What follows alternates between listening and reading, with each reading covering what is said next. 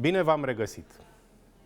Jupiter, planeta responsabilă de marele succes al nostru în viață, parcurge un sector nefavorabil și ne poate influența negativ în funcție de acțiunile noastre din prezent sau din trecut. Ce sectoare de viață pot fi afectate pentru fiecare semn zodiacal puteți vedea în momentele ce urmează. Berbec. Problemele din relația de cuplu continuă până la finalul acestei luni. Neînțelegerile cu ceilalți membri ai familiei care locuiesc împreună cu voi subminează înțelegerea din cuplu. Orgoliul tău reprezintă alt factor care aduce dezbinare în relație. Taur. În contul unor fapte nu prea bune al căror autor ai fost în trecut, este posibil acum să ai parte de conjuncturi nefavorabile în care vei plăti pentru răul făcut. Dar totul fără o legătură directă între prezent și trecut. Poți avea un diferend cu unul dintre frați și doar copiii tăi te pot ajuta financiar să treci mai ușor prin acest conflict, în care nu vei avea decât de pierdut. Gemeni. Capitolul distracției și relaxării este afectat. Deplasările turistice sau simplele ieșiri în oraș pentru socializare pot avea un final neplăcut. Sau este posibil din cauza problemelor de care te lovești în activitatea pe care o desfășori la locul de muncă și urmarea micșorării câștigurilor obținute, să nu mai poți pleca în locuri unde ai fi putut să te simți mai bine. Cel mai bine va fi acasă. Rac. Un domeniu important pentru viața ta, căminul familial, va mai fi afectat pentru încă o lună. Atitudinea ta încărcată de orgolii și egoism duce la o scădere a respectului și aprecierii de care te bucurai în trecut. Și în consecință nu mai beneficiezi de sprijin din partea cunoscuților pentru rezolvarea problemelor casei sau ale membrilor familiei tale. Leu. Te poți confrunta cu probleme în obținerea unor acte, documente de la autorități sau a oricăror aprobări de care ai avea mare nevoie. În cazul în care te afli în străinătate, poți avea probleme cu documentele necesare în cadrul unor deplasări pe care le-ai de făcut. Dificultăți mai pot apărea în cazul în care ești implicat în înscrierea ta sau unor apropiați pentru examene. Fecioară. Sectorul câștigurilor realizate prin muncă, prin exploatarea talentului și inteligenței tale native mai poate fi afectat până la finalul acestei luni. Astfel, bugetul tău poate ajunge la valori de alarmă din cauza datoriilor acumulate sau unor sume care întârzie să ajungă la tine. Totodată, unele probleme de la locul de muncă te pot afecta financiar. Balanță.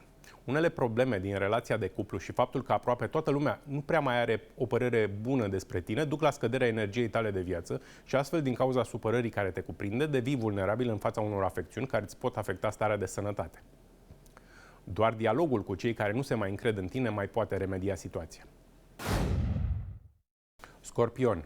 Domeniul plăților pentru greșelile tale din viețile anterioare se activează și răul pe care l-ai făcut în trecut se întoarce împotriva ta, astfel încât să simți și tu aceleași lucruri pe care i-ai forțat pe alții să le trăiască. Poți avea probleme dacă te afli în străinătate sau dacă ești implicat într-un proces. Și binele pe care l-ai făcut în trecut se va întoarce către tine, dar începând din luna iulie. Săgetător. Activitatea ta profesională poate fi tulburată. Unele greșeli pe care le faci în activitatea pe care o desfășori la locul de muncă îți pot afecta pe moment parcursul profesional.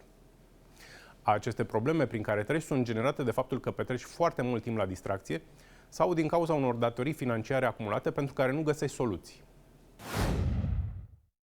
Capricorn. Continui să nu ai parte de respect și considerație din partea apropiaților sau altor cunoștințe.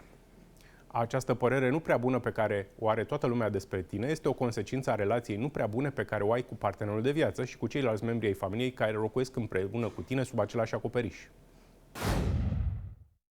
Vărsător. Poți avea probleme dacă studiile reprezintă principala ta ocupație sau dacă te afli într-o deplasare în străinătate. Astfel, poți întâmpina obstacole birocratice, nu poți obține aprobări sau documente importante pentru tine sau poți fi prins fără voia ta într-un conflict care nu se va termina cu rezultate pozitive. Totodată, o problemă de sănătate îți poate afecta activitatea. Pești. Sectorul valorilor materiale obținute prin alte mijloace decât munca poate fi afectat. Astfel, este posibil să nu poți intra în posesia unor sume ce provin de la alte persoane, a unor împrumuturi sau a unor despăgubiri ce ți reveneau de drept. Fără aceste fonduri, bugetul tău poate fi afectat de cheltuieli ce privesc plăcerile și distracția. Acestea sunt predicțiile ce privesc tranzitul negativ al planetei Jupiter, responsabilă de succes, care până la finalul lunii iunie are influență nefavorabilă, iar victoriile se transformă în eșecuri. Vă mulțumesc mult pentru atenție, rămâneți în continuare împreună cu România TV. Eu sunt Adrian Bunea și mă puteți găsi pe pagina de socializare Adi Bun Astrolog. Și nu uitați, soarta omului este mereu în mâinile lui, dar numai dacă se desparte de egoism.